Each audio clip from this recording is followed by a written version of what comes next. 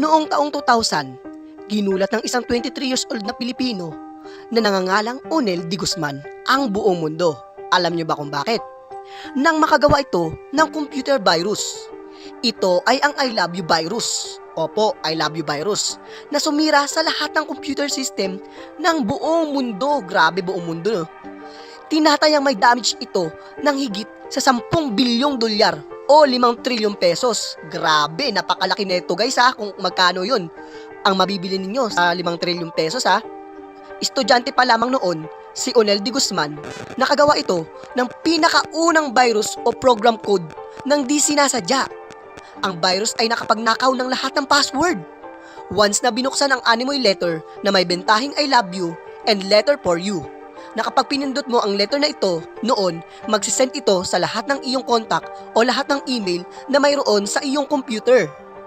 Unang naipadala ni Guzman ang virus sa isang kaibigan niya sa Singapore. At doon na nagsimulang kumalat sa buong mundo ang virus na ito.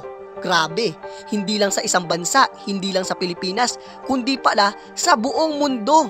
Ilan sa sinira ng virus, ang database ng Pentagon o ng Central Intelligence Agency or CIA, napakasikat nito ha, CIA, ng Amerika at British Parliament sa Inglaterra at lahat ng malalaking kumpanya sa mundo.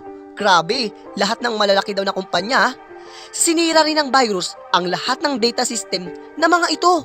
Grabe, nag-shutdown na agad o itinigil ang lahat ng computer database ng karamihan sa kumpanya sa mundo upang hindi makapasok ang virus sa kanilang sistema. Dahilan para maalintala ang lahat ng serbisyo sa kanilang mga customers. Grabe, isinara po agad nila para hindi po makapasok yung virus daw. Yan, dahil doon, inaresto si D. Guzman ng ating pulisya.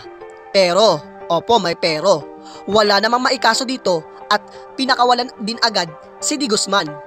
Ang kaganapang ito ang dahilan ng pagpasa ng Republic Act ng number 8792 or ng The E-Commerce Law. 2 buwan matapos maging laman ito ng balita. 10 bilyong dolyar. Itinuro noon na lumikha ng virus ang Pinoy computer technology student na si Onel D. Guzman.